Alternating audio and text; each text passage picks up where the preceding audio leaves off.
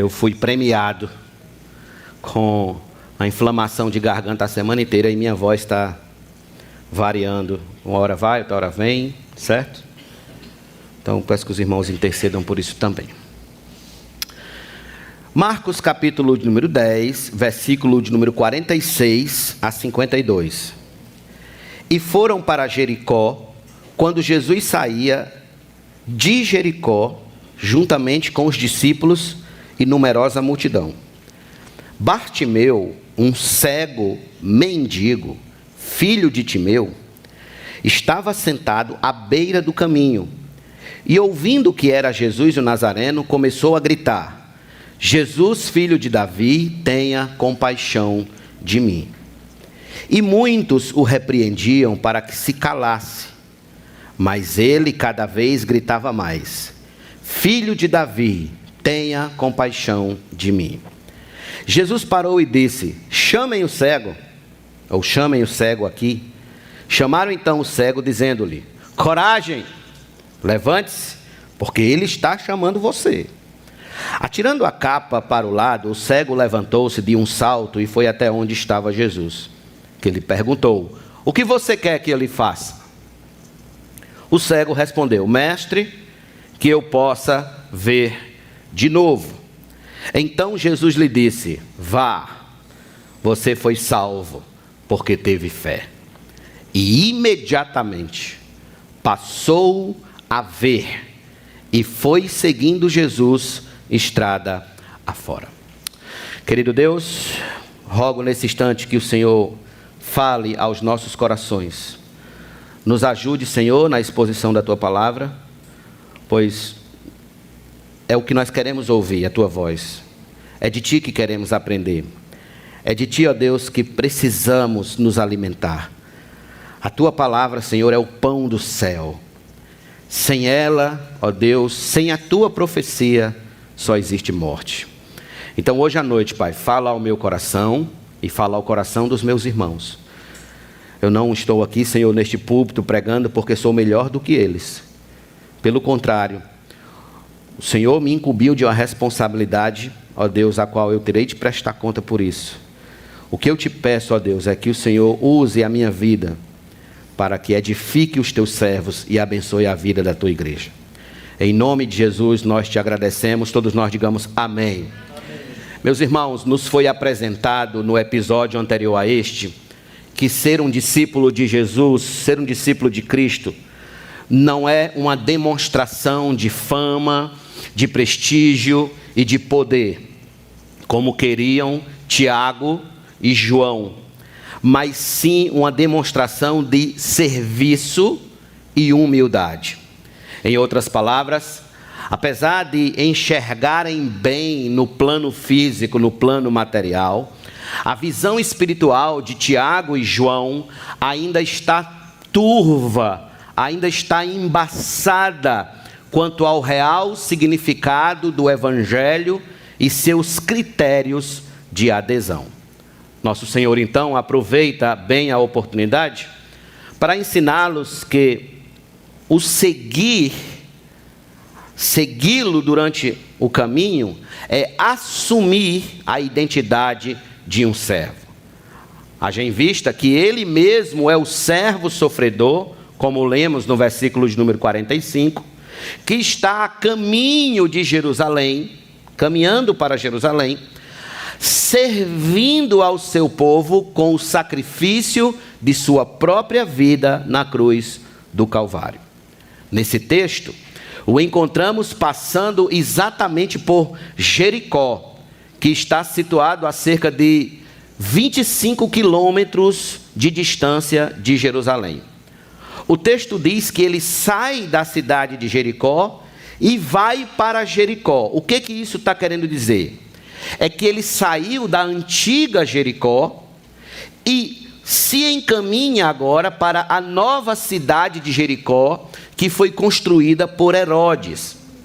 Jericó, para quem não sabe, é provavelmente a cidade mais antiga do mundo ainda em atividade.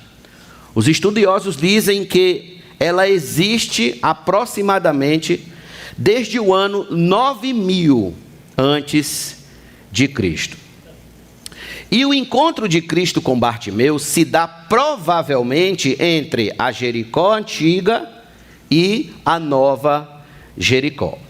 Pois bem, a história de Bartimeu, irmãos, tem sido tomada muitas vezes com propósitos errados, com propósitos equivocados. Quando um pregador pega um texto como esse, ele se sente muito tentado a usá-la como fórmula mágica de se obter um milagre, como fórmula mágica de como alguém pode obter um milagre vindo do céu. Então eles dizem que se tão somente você fizer o que Bartimeu fez, você receberá o seu milagre também. Entretanto, a história de Bartimeu, ela tem muito mais a nos ensinar sobre os valores do reino de Deus do que meramente dizer quais são os passos que devemos dar para obter um milagre.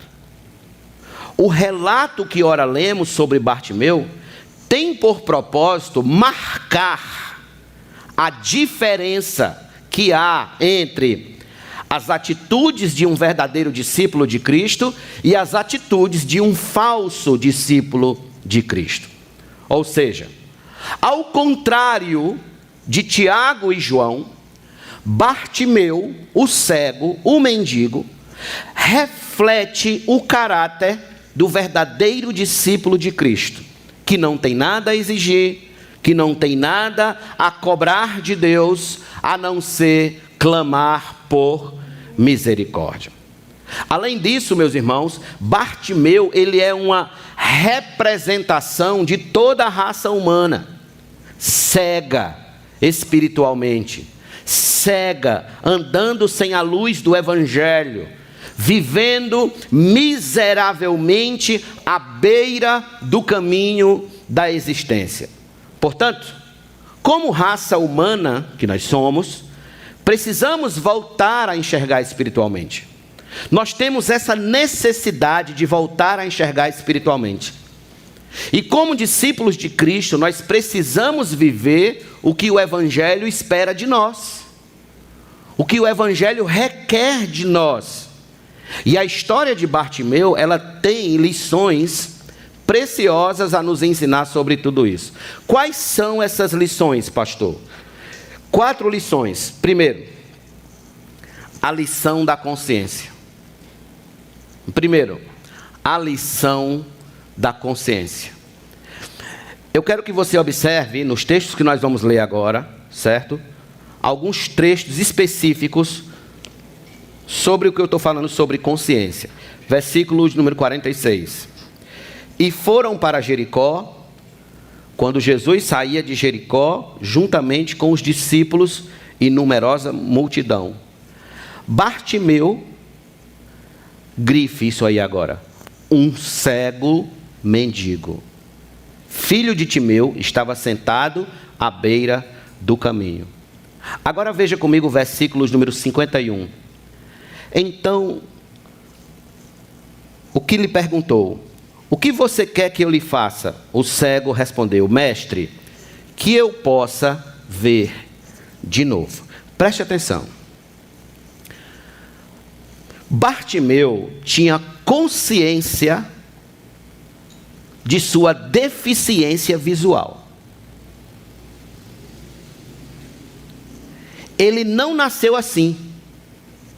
Ele já enxergou um dia.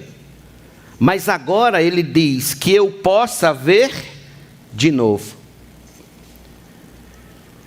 Então agora ele está naquela condição de cego, trevas, sem luz, sem enxergar mais nada. Ele quer voltar a enxergar de novo. Ele quer voltar a ver a luz. Essa luz que você está vendo agora. Ele quer voltar a ver a luz. Quer contemplar a beleza da criação. Mas está cego. Está cego. Não pode vê-las.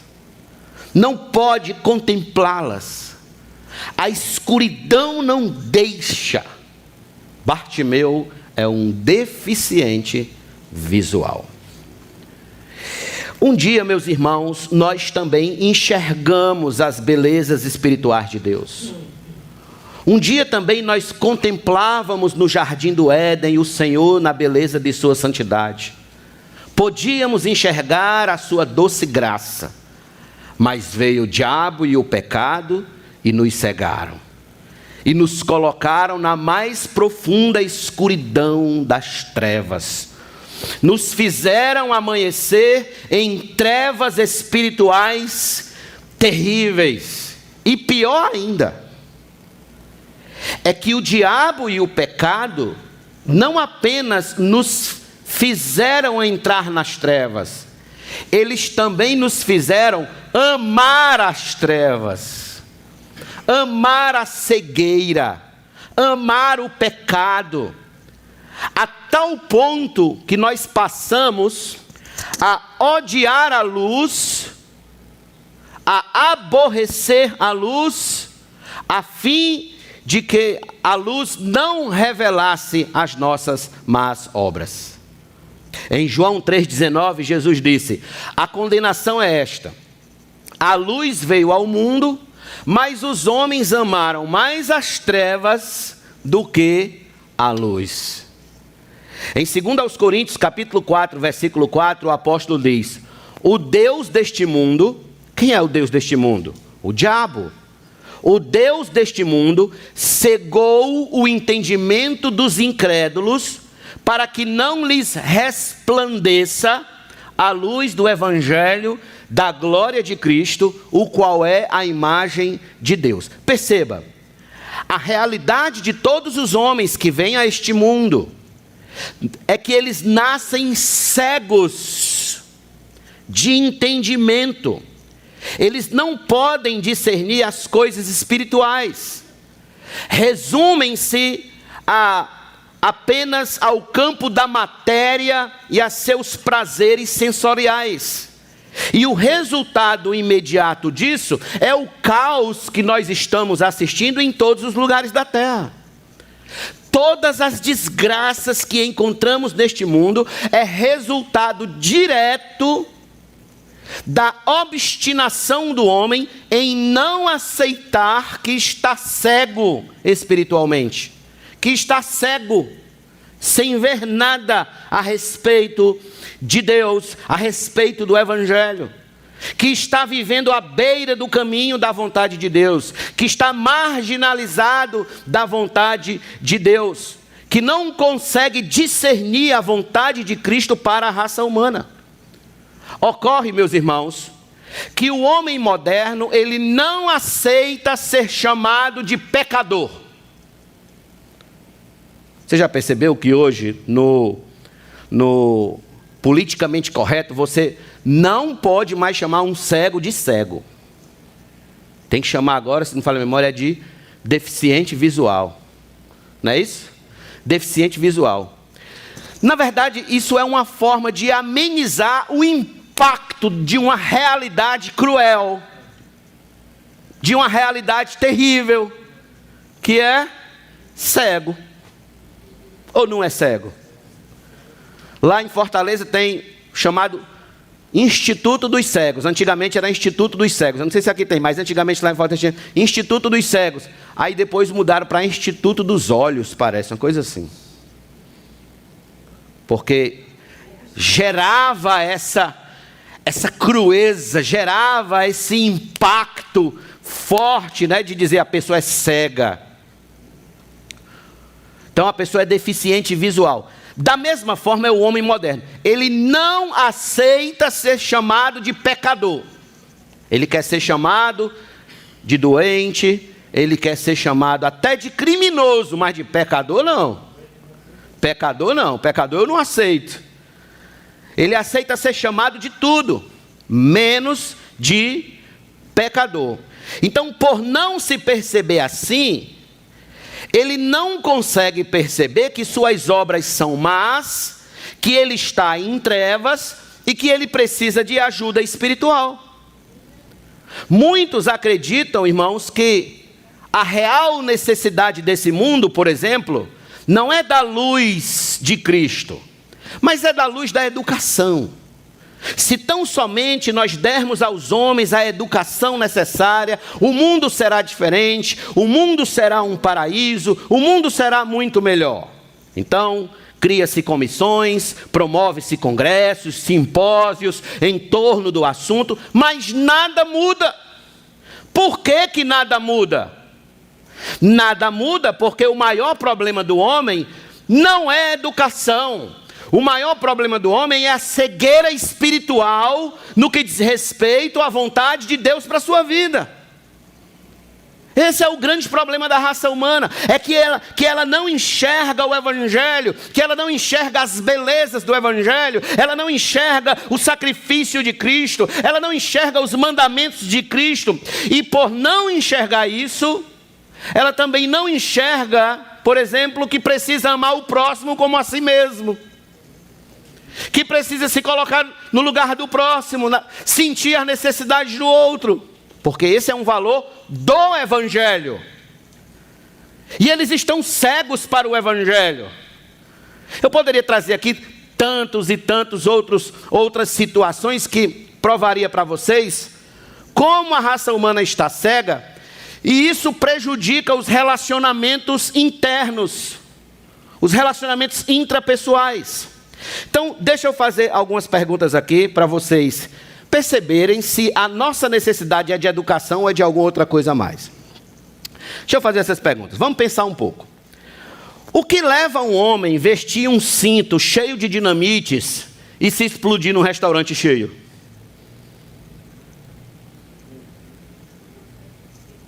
O que leva uma mãe com ciúmes do marido esfaquear até a morte um bebezinho de 1 ano?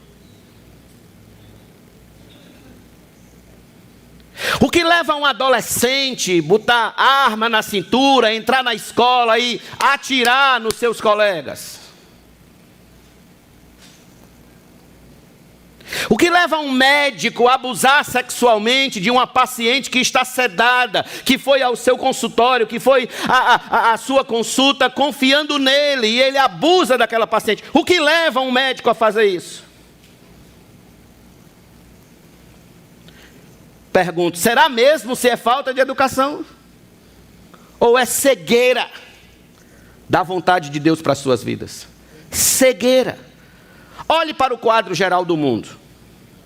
Olhe para tudo que você ouviu de notícia durante essa semana em relação ao mundo.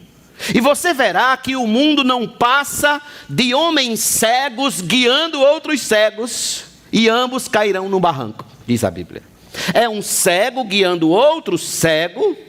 Calma que eu não estou falando especificamente de um presidente, certo? Eu estou falando que na realidade do mundo geral é um cego guiando outro cego e ambos cairão no barranco. É assim que funciona aí fora no mundo. Mas em particular, olhe para a sua vida.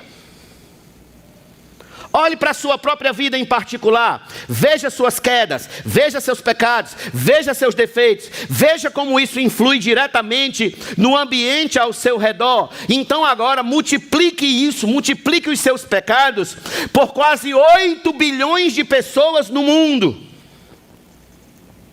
Todos estamos cegos. Cegos, precisamos da luz do Evangelho diariamente. Você não precisa da luz do Evangelho só no domingo à noite, você precisa da luz do Evangelho todo dia. Por isso que você tem que ler o Evangelho. 1 João capítulo 1 versículo 8 está escrito: se dissermos que não temos pecado nenhum, a nós mesmos nos enganamos e a verdade não está em nós. Em outras palavras, se dissermos que não somos cegos espiritualmente, somos os piores tipos de cego que existe. O pior tipo de cego que existe é aquele que não quer ver. É o pior tipo de cego que existe, pois a gente nega a nossa própria deficiência. A gente nega. Por outro lado, meu amigo, se você consegue perceber essa deficiência de visão espiritual na raça humana, e em particular na sua vida, então assuma de que você precisa da luz do Evangelho. Aceite que você precisa voltar a ver novamente as belezas da vontade de Deus, iluminando sua vida, iluminando sua história, iluminando todos os aspectos da sua realidade. Todos os aspectos. E aí nós devemos falar como Bartimeu: o que você quer que eu lhe faça? E Bartimeu respondeu: mestre, que eu possa ver de novo. É assim que a gente deve se colocar diante de Deus. Nossos pais lá no Éden, nos tornaram cegos de nascença no pecado, cegos espirituais de nascença, mas eles contemplaram a beleza de Deus, a santidade de Deus, a graça de Deus, conviveram pessoalmente com Deus. Deus visitava eles todos os dias. Na virada do dia o Senhor estava com eles. Nós não. Nós precisamos falar com o Bartimeu: Senhor, que eu possa te ver como meus pais, Adão e Eva, te viram no passado. Restaura a minha visão espiritual. Então essa é a primeira lição, é a lição da consciência. Toda a raça humana está cega espiritualmente. Segunda lição, a lição da oportunidade. Volte comigo ao verso de número 47 e 48, do capítulo 10, que diz assim: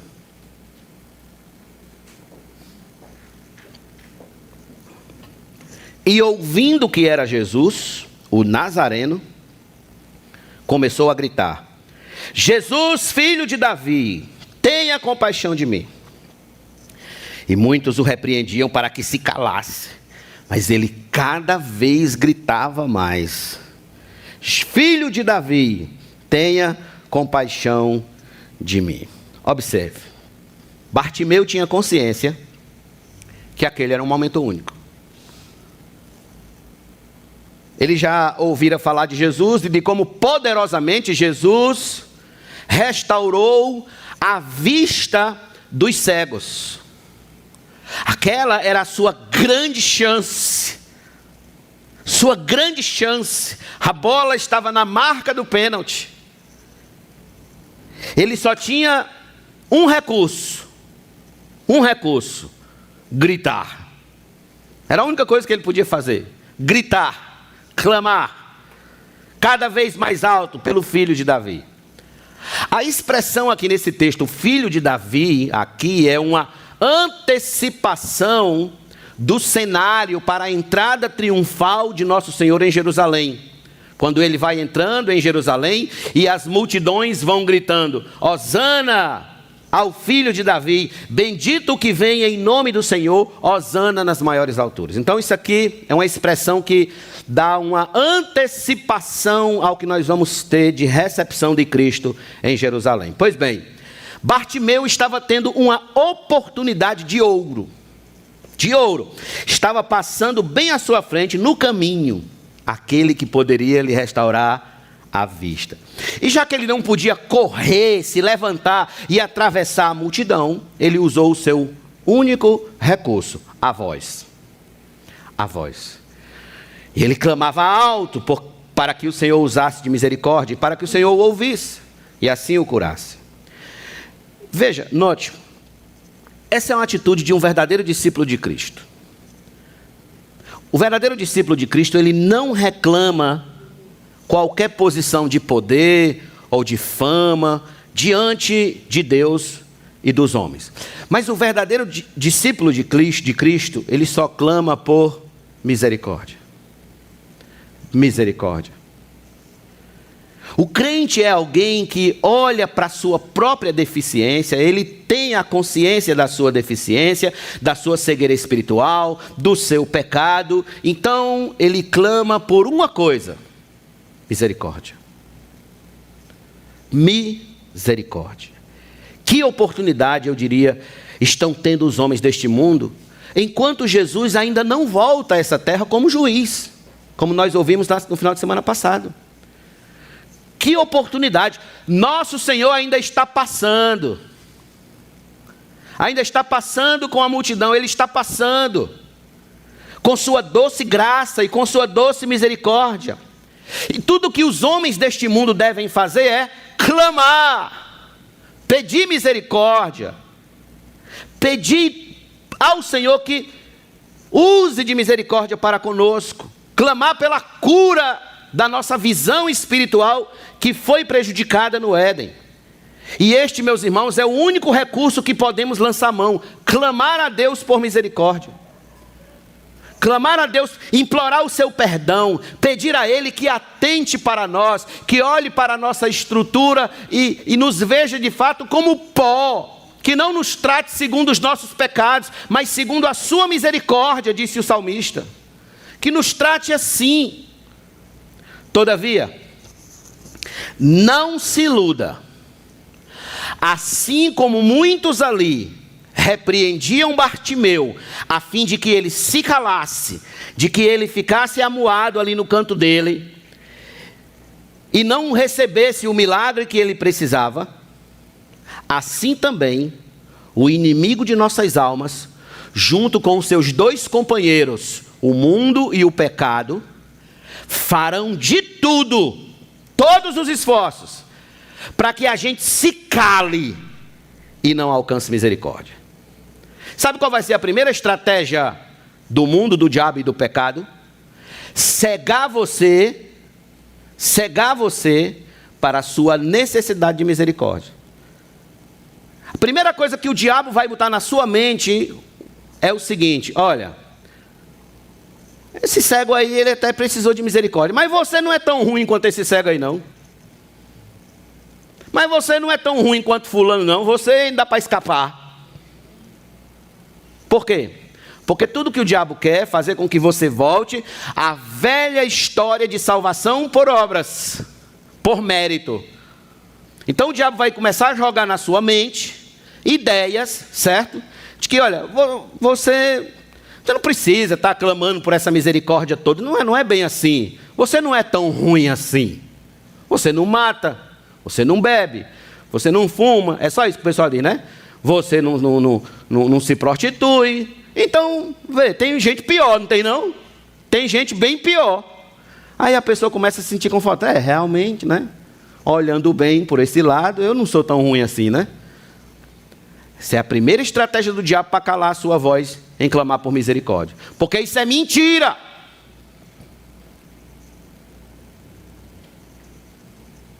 Mentira dele.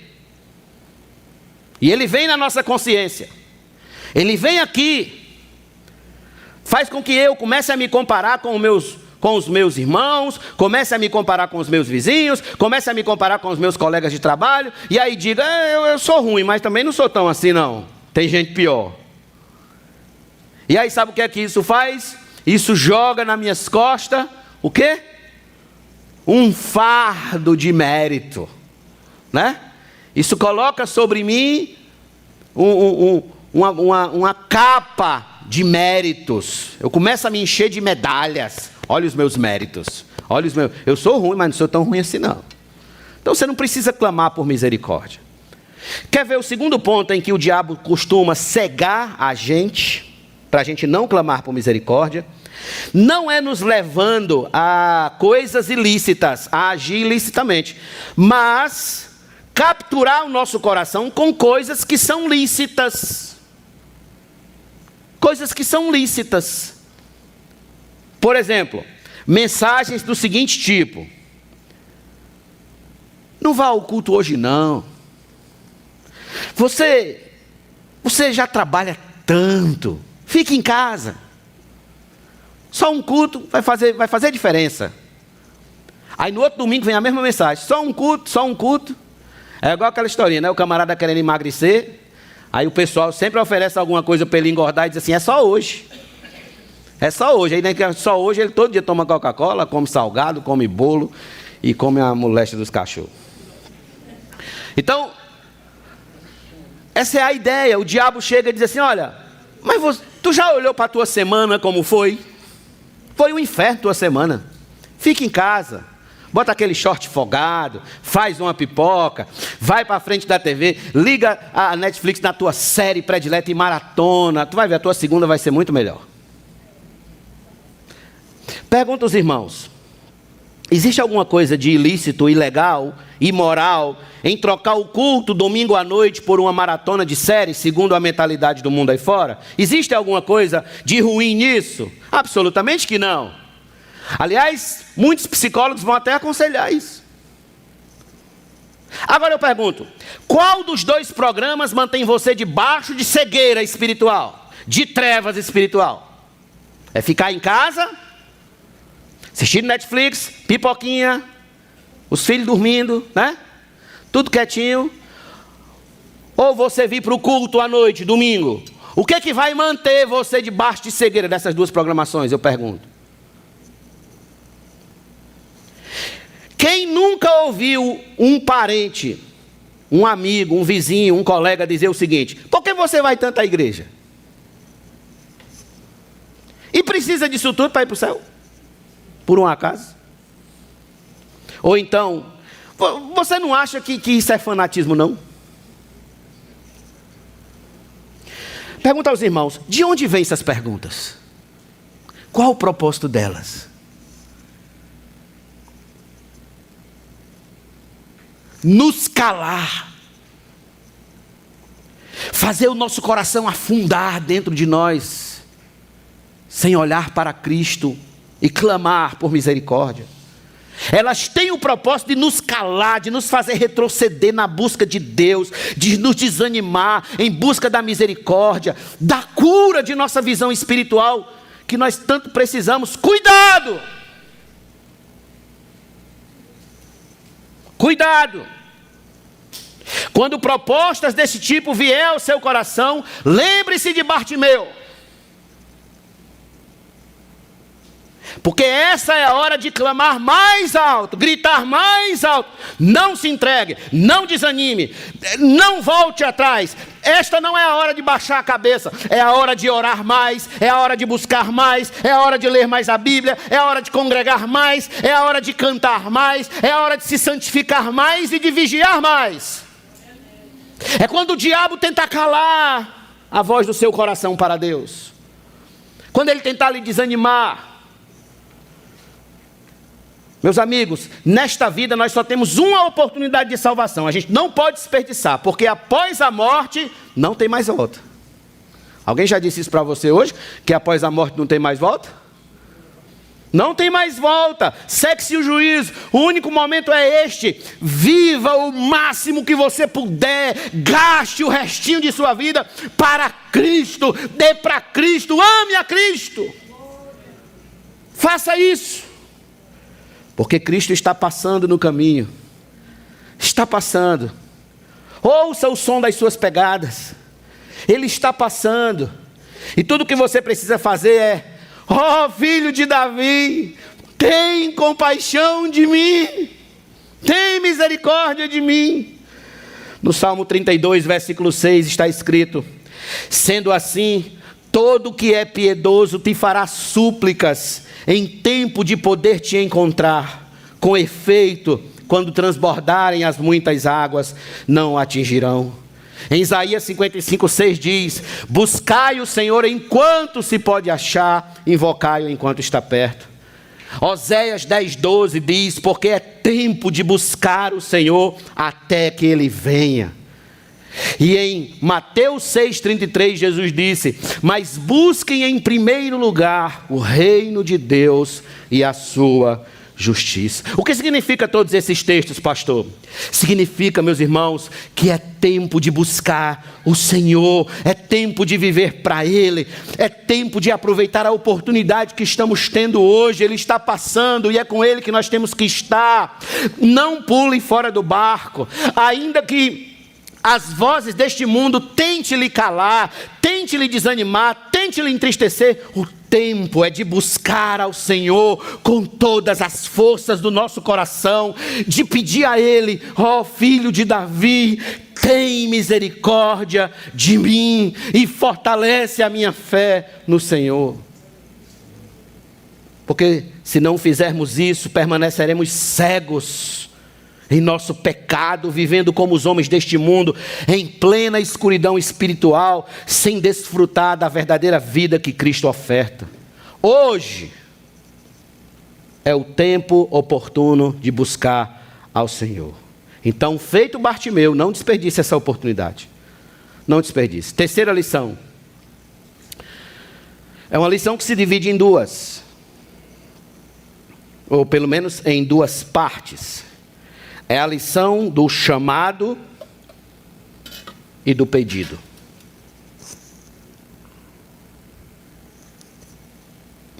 Do chamado e do pedido. Veja comigo os versos de número 49 a 52. A facear do versículo 52. Então Jesus parou e disse: chamem o cego. Chamaram então o cego, dizendo-lhe: coragem, levante-se, porque ele está chamando você. Atirando a capa para o lado, grife esse termozinho, atirando a capa para o lado, grife essa parte. O cego levantou-se de um salto e foi até onde estava Jesus, que lhe perguntou: o que você quer que eu lhe faça? O cego respondeu: mestre, que eu possa ver de novo. Irmãos, é interessante, quando eu li essa parte aqui, eu achei interessante ver que aqueles que estavam desanimando o cego são os mesmos agora que, sob a ordem de Cristo, estão animando ele a se levantar. Como Jesus sabe usar o inimigo, né? Como Jesus sabe usar o inimigo quando quer abençoar alguém. E o texto diz que Bartimeu levantou-se de um salto. Deixou a sua capa. A capa era um pano que eles costumavam usar ou até mesmo vestir para se cobrir durante o frio da noite. Aquilo provavelmente era tudo o que ele tinha na vida. A sua capa. E ele deixou e foi até Cristo. Porque perceba, servir a Cristo sempre envolve deixar algo para trás. Sempre envolve deixar algo para trás. Algum valor que nos prende à beira do caminho, algum valor que nos conforta numa vida longe de Deus, que nos mantém confortáveis na cegueira. Alguns de vocês que estão aqui hoje me ouvindo, mesmo já sendo batizados e tudo, assim como Bartimeu, estão sendo chamados a um compromisso mais firme com o Senhor, mais profundo, a uma vida cristã mais intensa. Porém, precisam se desfazer de algumas capas. Precisam se desfazer de alguns valores, de alguns hábitos, de alguns pecados, urgentemente, se quiserem se encontrar com Cristo. Pedro e André tiveram de deixar os barcos. Paulo teve de deixar o farisaísmo. Mateus teve de deixar a coletoria. Tiago e João tiveram de deixar seu pai. E você, o que tem de deixar? O que tem de deixar para trás? Abandonar, renunciar para ir a Cristo. Qual capa? Qual é a capa que ainda lhe mantém confortável numa vida sem compromisso com Deus? Qual é a capa? Talvez a sua capa seja um amigo que lhe leva para maus caminhos, ou um relacionamento amoroso fora da vontade de Deus, ou um vício em redes sociais, ou cigarros, bebidas, drogas, ou seu temperamento. N coisas podem ser, mas você sabe qual é a sua capa. Então, meu amigo, a mensagem para você hoje à noite é: levante-se, tenha coragem, Jesus te chama, venha, não desperdice esse momento, não jogue fora essa chance que Deus está lhe dando, provavelmente seja a única, acabe hoje, termine hoje à noite, seja a sua última chance, de você de fato render seu coração completamente a Cristo. E o que será da sua vida se você não aproveitar? O que será? Em Hebreus capítulo 2, versículo 3 está escrito: como escaparemos nós se não levarmos a sério tão grande salvação? Hebreus 3,15 diz, como se diz: hoje, se ouvirdes a sua voz, não endureçam o coração. Cristo está falando Cristo está chamando, não endureça o seu coração. Por meio da pregação, Jesus continua chamando a mim e a você para servi-lo de todo o nosso coração. Com sério compromisso, com coragem. E tudo o que devemos fazer é nos dispor ao seu chamado com a mesma alegria que Bartimeu. Bartimeu pulou, se pôs em pé e correu para Cristo. Então nosso Senhor viu aquela atitude e disse a ele: o que você quer que eu lhe faça? Jesus sabia que ele queria ver. Mas Jesus se interessa em saber do nosso coração. Jesus se interessa em que a gente abra o coração para Ele e diga o que a gente precisa, o que a gente quer. Esta foi a mesma pergunta que Ele fez a Tiago e João, no episódio anterior. Mas o pedido deles não agradou a Cristo. Não agradou. Foi descartado. Agora era a vez do Bartimeu. Bartimeu deu uma aula a Tiago e João sobre o que a gente deve pedir a Deus. Então ele pede a nosso Senhor que quer voltar a ver de novo, quer ter sua vista recuperada, quer voltar a contemplar as belezas da criação em suas cores mais diversas. Este é o seu singelo pedido. Meus irmãos, olhe para cá. Isso deve nos levar a refletir sobre nossos pedidos diante de Deus. Sobre o tipo de pedido que estamos levando a Deus.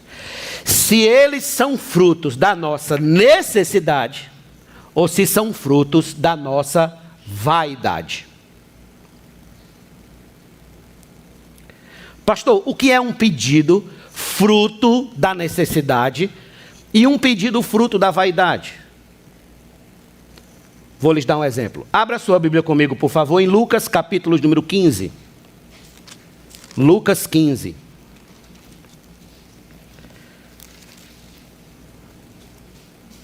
Verso de número 11 em diante.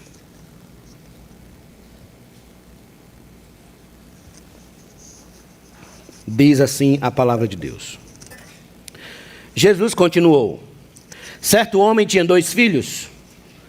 O mais moço deles disse ao pai: pai, quero que o Senhor me dê a parte dos bens que me cabe. E o pai repartiu os haveres, os bens entre eles. Passados não muitos dias, o filho mais moço, ajuntando tudo o que era seu, partiu para uma terra distante e lá desperdiçou todos os seus bens, vivendo de forma desenfreada. Depois de ter consumido tudo, sobreveio àquele país uma grande fome e ele começou a passar necessidade. Então foi pedir trabalho a um dos cidadãos daquela terra e este o mandou para os seus campos a fim de cuidar dos porcos. Ali ele desejava alimentar-se das alfarrobas que os porcos comiam, mas ninguém lhe dava nada. Então, caindo em si, disse: quantos trabalhadores de meu pai têm pão com fartura, e eu aqui estou morrendo de fome. Vou me arrumar, voltar para o meu pai e lhe dizer: pai, pequei contra Deus e diante do Senhor, já não sou digno de ser chamado de seu filho. Trate-me como um dos seus trabalhadores. E arrumando-se foi para o seu pai. Vinha ele ainda longe, quando seu pai o avistou e, compadecido dele, correndo, o abraçou e beijou, e o filho lhe disse: pai, pequei contra Deus e diante do Senhor, já não sou digno de ser chamado de seu filho. O pai, porém, disse aos seus servos: tragam depressa a melhor roupa e vistam nele, ponham um anel no dedo e sandálias nos pés, tragam e matem o bezerro gordo. Vamos comer e festejar, porque este meu filho estava morto e reviveu, estava perdido e foi achado, e começaram a festejar. Observe, o filho pródigo fez 2 pedidos ao pai. O primeiro, vaidade. O segundo, necessidade. Pergunto, qual desses 2 pedidos agradou ao pai e concedeu o filho? O da vaidade ou da necessidade? Porque o pedido que agrada a Deus é aquele que nasce das nossas reais necessidades. Das nossas reais necessidades, não das nossas vaidades.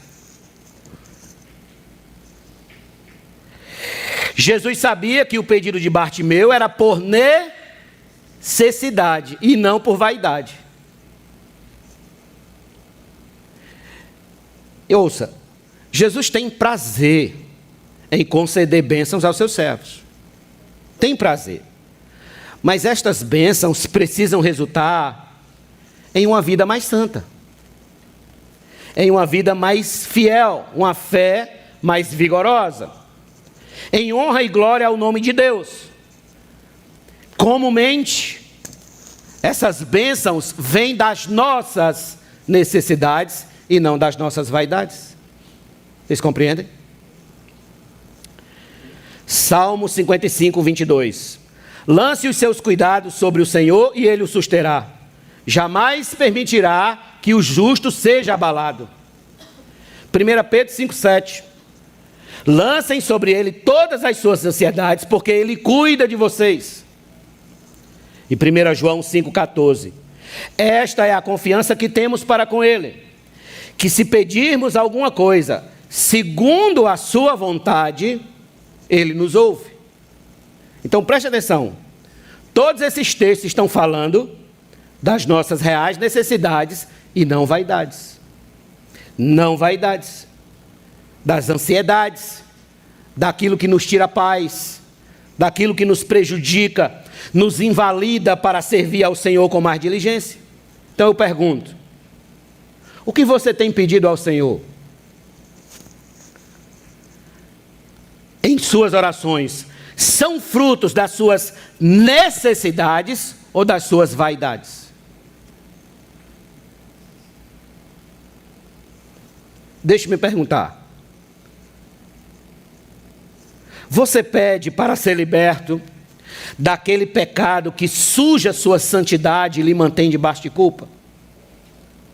Isso é necessidade. Você pede ao Senhor que liberte seu cônjuge, seu marido, sua esposa, para que ele ou ela possa servir ao Senhor junto com você? Isso é necessidade. Você pede a Cristo um emprego que lhe dê mais tempo para servir na casa de Deus? Você pede a Deus um carro para que possa empregá-lo na obra de Deus, dando carona aos irmãos?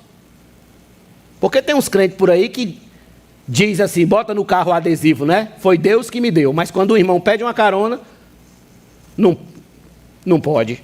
Não foi Deus, né? Pergunto, todo mundo aqui quer um salário melhor, concorda? Você pede um salário melhor a fim de contribuir mais com a causa de Deus na terra?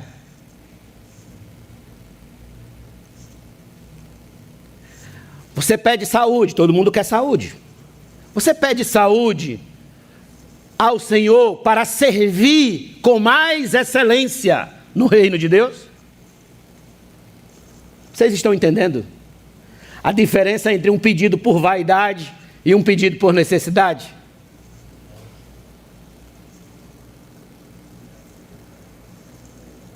Quão diferente, irmãos, é o pedido do Bartimeu para o pedido do Tiago e João. Tiago e João pedem para ficar à direita e à esquerda de Jesus na glória. E Bartimeu só diz o seguinte: Senhor, que eu torne a ver. Eu só quero ver de novo. Era a necessidade. Qual é a sua necessidade? Qual é a sua mais profunda necessidade? O que você tem orado em cima da sua mais profunda necessidade? Qual necessidade, por exemplo, você identifica no reino de Deus e você tem orado sobre ela? Pois bem, Jesus está chamando você. É a lição do chamado e do pedido. Jesus está te chamando e dizendo: o que você quer que eu lhe faça? O que você quer que eu lhe faça? Como Bartimeu, diga a ele o que você realmente precisa e espere o resultado. Amém? Vamos ficar de pé. Eu não vou ter condições de ir ao quarto ponto. Termino domingo que vem, se Deus quiser. Vamos orar. Minha garganta já. Quem nunca me viu rouco, está ouvindo, está vendo agora.